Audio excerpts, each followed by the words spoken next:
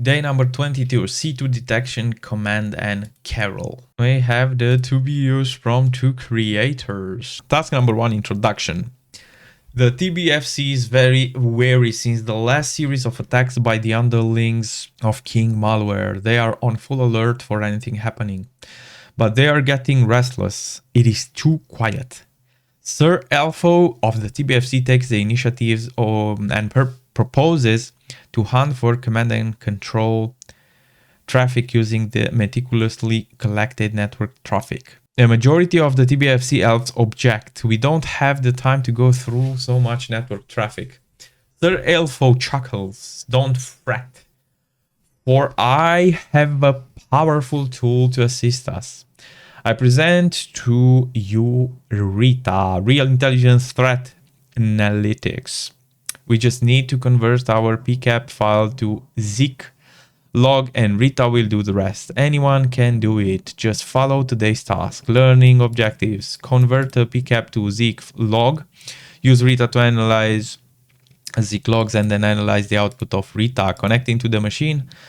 The virtual machine we have to start and the split screen view will be available. Answer the questions below. I have successfully started the target machine. Detecting C2 with Rita. Real Intelligence Threat Analytics, Rita for short, is an open source framework created by Active Countermeasures. Its core functionality is to detect, command and control C2 communications by analyzing network traffic captures and logs. Its primary features are C2 beacon detection, DNS tunneling detection, long connection detection, data exfiltration detection, checking threat intel feeds. Score connections by severity show the number of hosts communicating with a specific external IP. Shows the data time when the external host was first seen on the network. The magic behind Rita is its analytics. It correlates several captured fields, including IP addresses, ports, timestamps, and connection durations, among other. Based on the normalized and correlated data set, Rita runs several analysis modules collecting information like periodic connection intervals, excessive numbers of DNS queries, long FQDN, random subdomains, volume of data over time over HTTPS, DNS, or non-standard ports, self-signed or short-lived certificates, known malicious IPs by cross-referencing with public threat intelligence feeds or block lists. Rita only accepts network traffic input as Zik logs. Zik is an open source network security monitoring NSM tool. Zik is not a firewall or IPS IDS. It does not use signatures or specific rules to take an action. It simply observes network traffic via configured span ports used to copy traffic from one port to another for monitoring. Physical network traps or important packet captures in the PCAP format. Zik then analyzes and converts this input into a structured, enriched output. This output can be used in incident detection and response, as well as threat hunting. Out of the box, Zik covers 2 of the 4 types of NSM data. Transaction data, summarized records of application layer transaction, and extracted content data, file or artifacts extracted such as executables. PCAP, I convert yay to Zik logs. Let's get started. A neat feature of Zik is that it can convert packets captured by PCAPs into structured logs. If you haven't yet done so, open the virtual machine and start the terminal, navigate to the home directory of the logged in user and it lists its content. As shown in the terminal below, we can see 2 directories named PCAPs and Zik logs. Let's see that right about now. We go in the logged in users directory, which we are Ubuntu. Change directory, we are inside home. And in here, basically, we just list. And you can see PCAP and Zik logs. Then PCAP directory contains the PCAP of real-life incidents collected by Bradley Duncan's blog. Here's a wonderful collection of malware-related PCAPs that cover real-world threats. The Zik log directory contains Zik logs. These were created by parsing the PCAP file. Let's parse the pcap ourselves and look at the output Zeek logs. We'll use Zeek read cap then pcap file output directory command. Let's see, what do we want? Zeek read pcaps, and then we choose async. All right, to Zeek logs directory async, right? And we just, that's it. All right. Okay, so we chose the pcap and then the output. Let's examine the log, create and navigate to okay and its contents. The output should be similar to the one shown in the terminal below. Okay, async list. Yes, there you go. In the terminal above, we can see the different Zeek logs that were generated. For using Rita, we don't really need to know what is in these logs, although the names are quite self-descriptive. However, if you are interested, you can use cat to examine their contents. You can find more information over here, official docs of Zeek, if you want detailed description. Now, analyze this Rita. Now that we have prepared the Zeek logs, we can import them into Rita and unleash its analytics. Enter the command below to import the Zeek logs and let Rita do its work. Once you enter the command, Rita will parse and analyze the important logs. As seen in the terminal, a lot of output is produced. The terminal output was redacted in the example below to keep it tedious. Logs from home Zeek and then async what we extracted. Database will be async. Red. Let's see what happens. Okay, volume Rita. Okay, so it does its thing. Now that Rita has parsed and analyzed our data, we can view the results by entering the command Rita view and then the database name. Right? Let me see the async red database. Now enter the command below. Note it is important to consider the database size. Larger datasets will provide more insight than smaller ones. Smaller datasets are also more prone to false positive entries. The one we are using is rather small, but it contains sufficient data for an initial usable result. Now, stopped continue. All right, finish importing. All right, now let's see. We say Rita view and async healthy running. All right. There we go. After running the command, we see this format, which is true. Terminal, okay. Search bar. To search, we need to enter a /. We can then enter our search term and narrow down the results. The search utility supports the use of search fields. When we enter question mark while in search mode, we can see an overview of the search fields alongside some examples. The image below shows the help for the search utility. To exit the help page, enter question mark again. Enter the escape to exit the search functionality. Result pane. We can see them over here. Results pane, severity, source of destination, beacon, duration, subdomain, threat, intel. Severity, a score calculated based on the results of threat modifiers, source and destinations, IP, FQDN, beacon, likelihood, duration of the connection. Long connections can be indicators of compromise. Most applications layer protocol are stateless and close the connection quickly after exchanging data. Exceptions are SSH, RDP, and VNC, subdomains, connections to subdomains within the same domain name. If there are many subdomains, it could indicate the use of C2 beacon or other techniques for data exfiltration. And then threat intelligence lists and images of threat intel feeds. We can see two interesting findings: an FQDN pointing to sunshine,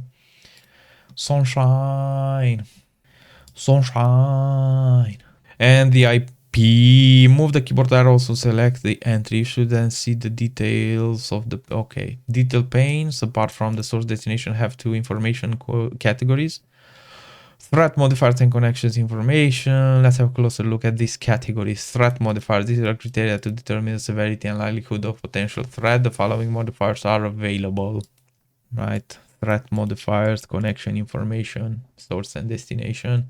MIME time URI mismatches, flags connections where the MIME type reported in the HTTP header doesn't match the URI.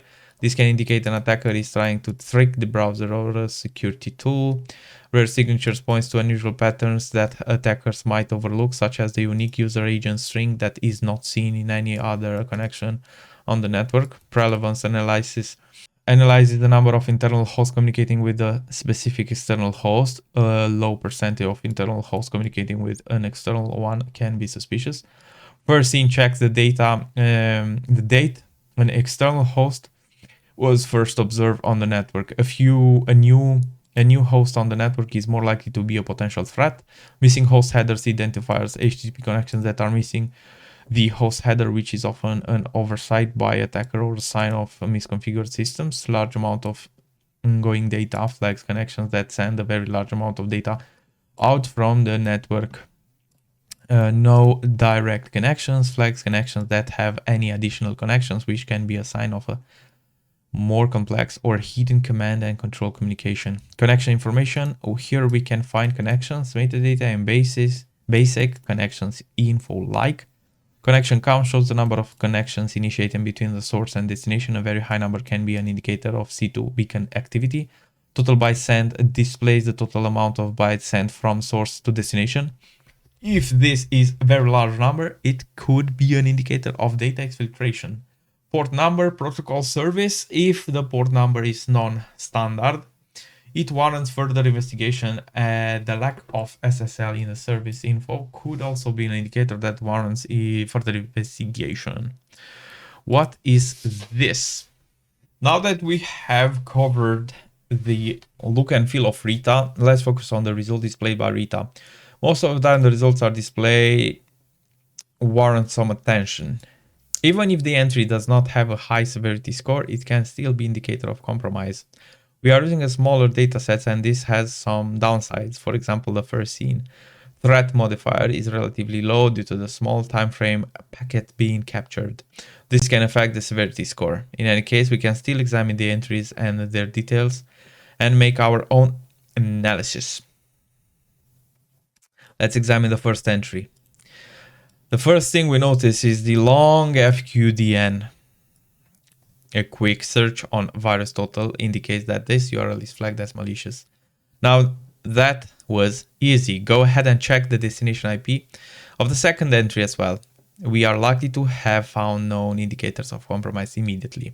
However, this is not always the case. Attackers often change their infrastructure and rotate IPs and domain names.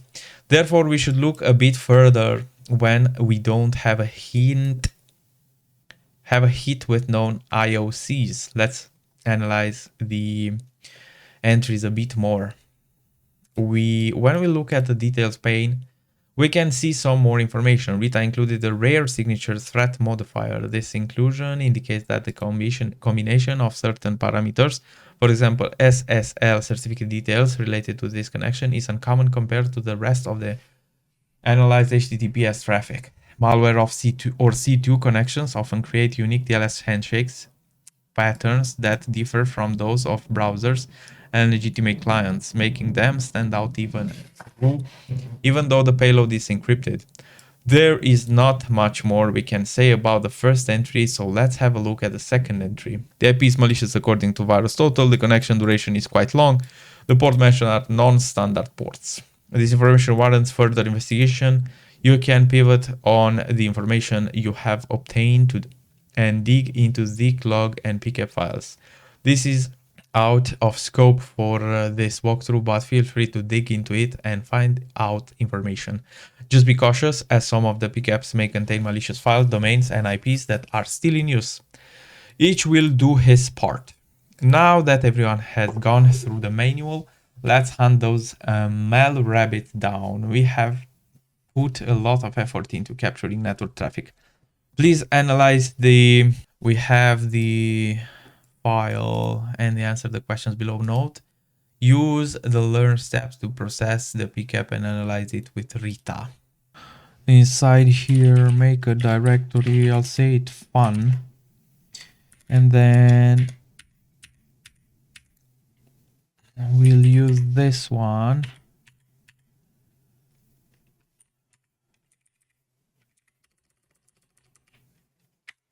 Okay, let's see what happens. All right, we'll go to fun. And then list inside that. Actually, list inside that. Good. And now we use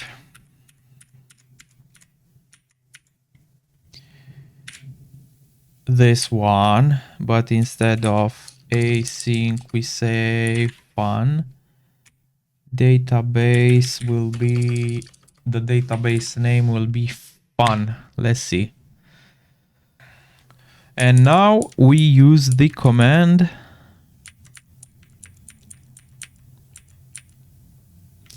Rita view fun. Cool. Answer the questions below. How many hosts are communicating with malware.net? 6. Okay, so 6. Which threat modifier tell us the number of hosts communicating to a certain destination? Analyze the number of internal hosts communicating with a specific external host. What is the highest number of connections to rabbit hole malware.net? The highest number of connections.